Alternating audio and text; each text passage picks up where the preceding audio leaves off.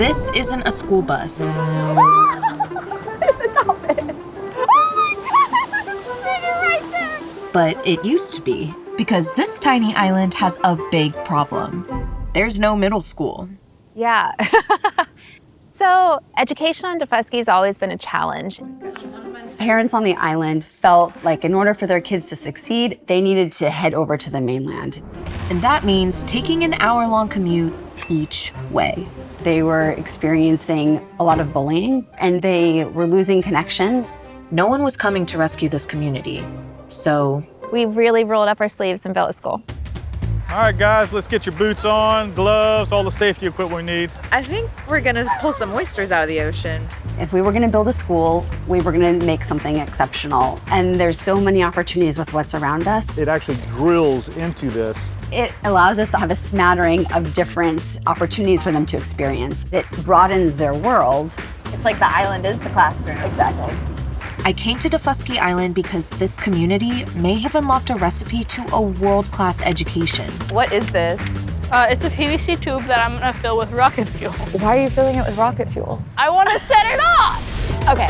But the bigger question is, could other rural communities do this too? We've never seen it before. Brand new species discovered here on Daufuskie. This is Stand Together Presents stories, ideas, and advice from changemakers tackling our biggest challenges.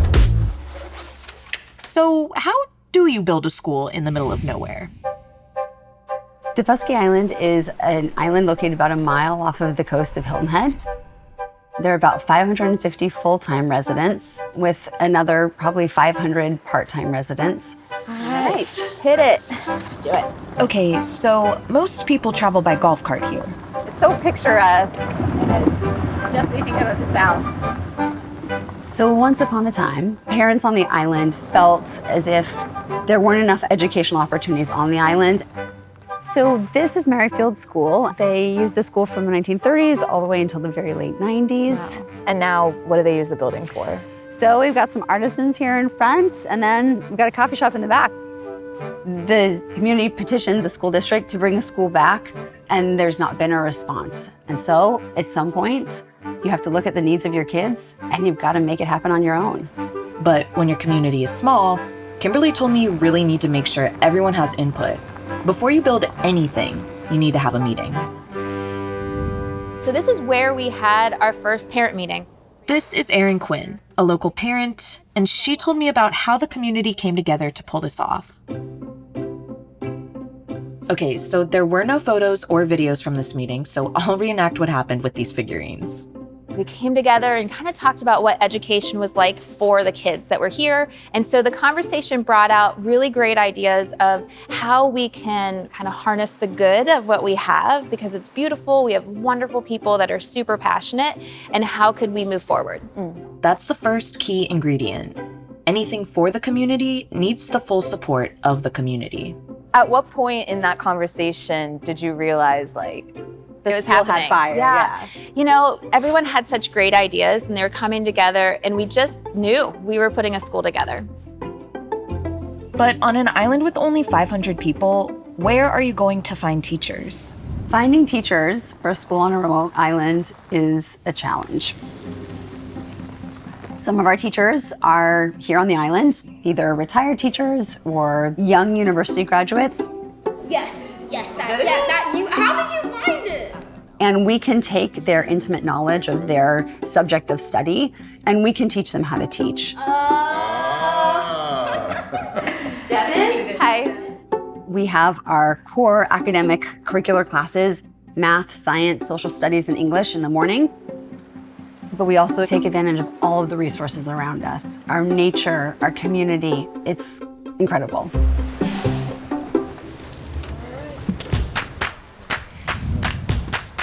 All right, guys, let's get your boots on, gloves, all the safety equipment we need. I think we're gonna pull some oysters out of the ocean.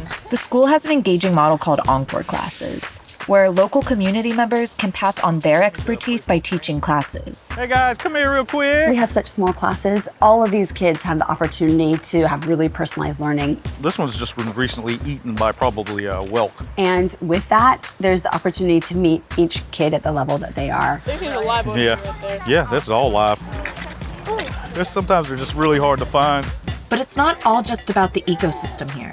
There's also explosion. It's not an explosion, it's a combustion. That's very important. Everyone grab some bricks. Emmett is really into science and math, and at this point, he's really into engineering. Oh, and by the way, Emmett actually chose to do this project. Can you grab me a small little piece of painter's tape? I don't know, I just really like science, and rockets are just kind of a really fun type of science because you get to, set off a rocket. Right. Well, we got him connected with adults and semi-professionals that have this knowledge, and that's really the coolest thing about this whole experience is, you're not limited by only the community that you see around you. You can also branch out and find other folks that are really more in those niche spaces. Yeah, should we move back? Yeah, you guys should probably move back a little bit. You guys want to do a countdown or something? Yeah. 3, 2, 1.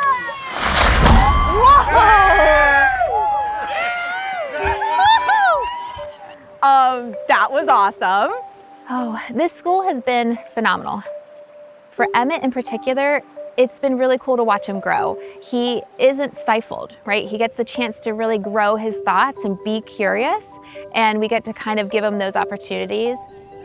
The school is absolutely needed on the island. The community is going to do nothing but grow now. Last year, the independent school received their state accreditation, and already the first class is left for high school. But is this something every rural area could pull off?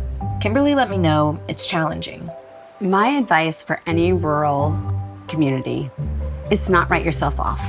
I think the trick is taking a deep look and figuring out what those things are. What are the pillars of your community, of your lifestyle, and how do you build on them? That is what creates a rich educational opportunity that you have not only for your own students, but that you can share with others. It's not a one-person job. It's not a two-person job. It's a community's job.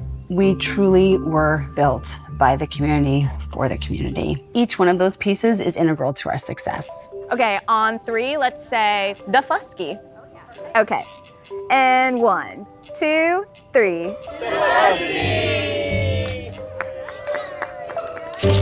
Stand Together partners with changemakers tackling our biggest challenges. To see more stories, follow our channels. And to learn more about how you can partner with us, go to standtogether.org.